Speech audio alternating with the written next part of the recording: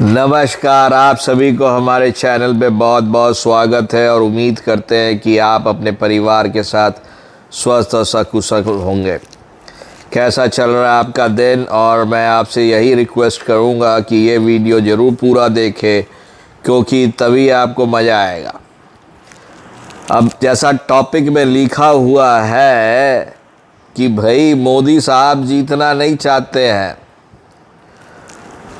जीत नहीं रहे हैं, उनको जिताया जा रहा है और वो भी विपक्ष के द्वारा। बहुत बड़ा स्टेटमेंट है ये। यानी कि सब लोग बोल रहे हैं कि मोदी जी तो जीत रहे हैं, जीत रहे हैं, जीत रहे हैं, 400 पार, 370 पार, 400 पार, 370 पार, इसका पहाड़ा चल रहा है। हम ये नहीं बोल रहे, हम ये बोल रहे हैं, विपक्ष ये चिल्ला चिल्ला के बोल रहा है हमको नहीं जीतना, हमको नहीं जीतना, हमको नहीं जीतना है। और इसका वो पूरा का पूरा कॉन्फिडेंस के साथ फॉलो कर रहा है। पहला चीज़ है कि ये देखिए, कांग्रेस पार्टी आम आदमी पार्टी के लिए वोट मांग रहा था दिल्ली में, और कांग्रेस पार्टी और आम आदमी पार्टी के बीच में झड़प होता है पंजाब के विधानसभा में। अब लवली जी ने छोड़ दिया पार्टी। जब छोड़े तो उसका असर सिर्फ दिल्ली में नहीं होगा, उसका असर पंजाबों में होगा।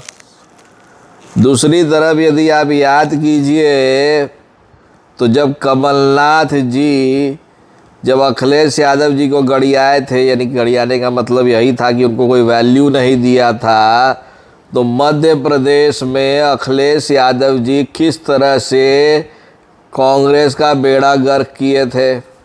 आज वही अखिलेश जी और राहुल गांधी साहब एक दूसरे का गला मिल के हाय तौबा कितना अच्छे हो, कितना अच्छे हो कर रहे हैं। एक तरफ राहुल गांधी जी का एक भसूड़ी आ जाता है कि भैया हम अमीरों का पैसा कहाँ, किस अमीर के पास पैसा है ये हम पता करेंगे। और फिर उसके बाद असल में फिर क्रांतिकारी काम शुरू होगा। आपका क्रांतिकारी काम से मतलब क्या है? यदि किसी ने कोई पैसा यदि जमा किया है, कुछ जमा किया है, उसको जानने का अधिकार आपको नहीं है। वो इनकम टैक्स फाइल करता है, बात ख़त्म हो गया। आपको कोई क्वेश्चन है, आप इनकम टैक्स वाले के थ्रू पूछवाइए। सबसे पहले तो आपके पास भी तो 20 करोड़ रुपया है, तो भाई अपने से शुरू करना चाहिए। उस पे अखिलेश यादव जी ने कुछ नहीं कहा। दूसरे तरफ क्या कहते हैं, अखिलेश यादव जी ने ये शुरू कर दिया कि भाई मोदी सरकार वो आरक्षण हटाना चाहती है। अरे भाई आज 10 साल में नहीं हटा, अब अचानक हट जाएगा। जो 370 हटा दिया एक दिन में, उसको आरक्षण हटाने में कितना दिन लगता? अब ये यहाँ पे हो गया। उधर लालू प्रसाद यादव जी के बड़बोलापन, उधर जो ममता बनर्जी है उनका बड़बोलापन। अब ये देखिए, हद तो ये हो गया कि आप पप्पू यादव को अपने टीम में सम्मिलित करते हैं और उसके 2 दिन के बाद वही सीट आप आरजेडी को दे देते हैं। यानी कि आपके में इतना भी कोऑर्डिनेशन नहीं है कि आपको ये पता नहीं है कि ये जो सदस्य है जिसको आप ले रहे हैं वो पूर्णिया से लड़ेगा और पूर्णिया का सीट आपके पास होगा कि नहीं होगा। और उसके बाद जम के गड़ियाना, यानी कि गाली देने के मामले में तो 80 का 80 को सीट जीत रहे हैं अखिलेश यादव जी। अब 80 का 80 को सीट जीत रहे हैं अखिलेश यादव जी। भाई उतना ही क्लेम कीजिए जितना किसी को पच पाए। यदि हम आज के दिन में बोलेंगे कि हम अखिलेश यादव जी को या नहीं तो राहुल गांधी जी को हम इलेक्शन में हरा देंगे, तो इससे बड़ा हास्यास्पद चीज़ क्या होगा? हमको कौन जानता है।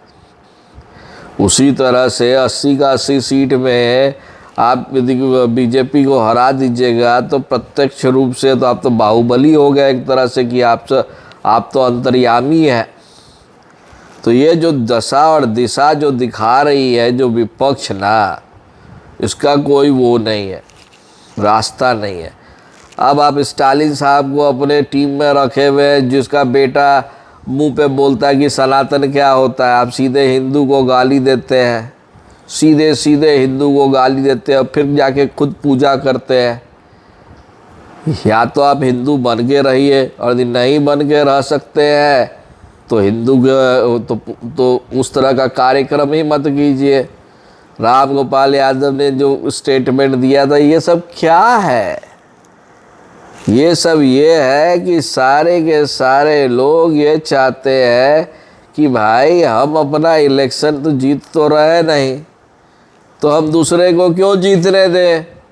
चलो भैया, हमारी दुकान तभी चलेगी जब सब कोई एक ही कतार में खड़े होंगे, इसीलिए हम नरेंद्र मोदी को ही जितवा देते हैं इनडायरेक्टली। यही है मंशा पीछे की। यदि समाजवादी पार्टी 80 सीट जीत गई, यदि आपका डीएमके को डेंट नहीं पड़ा वो सनातन धर्म पे कमेंट का, तो बात करेंगे उसके बाद। लेकिन 4 जून को, लेकिन ये बात सही है कि आप लोग जीतना नहीं चाहते हैं, आप जिताने के लिए काम कर रहे हैं, नरेंद्र मोदी को हराने के लिए काम नहीं कर रहे हैं। और यही मेरी परिभाषा में ये इंडिया की राजनीति का सबसे निचला स्तर है। जब हमको पता है कि हम हार रहे हैं, तो हम दूसरे को जीतने नहीं देना चाहते। बात सही बोले कि नहीं बोले, जो मेरे को समझ में आया वो बोले हैं। आपका कमेंट, आपका शेयर और आपका सब्सक्रिप्शन की उम्मीद है। धन्यवाद।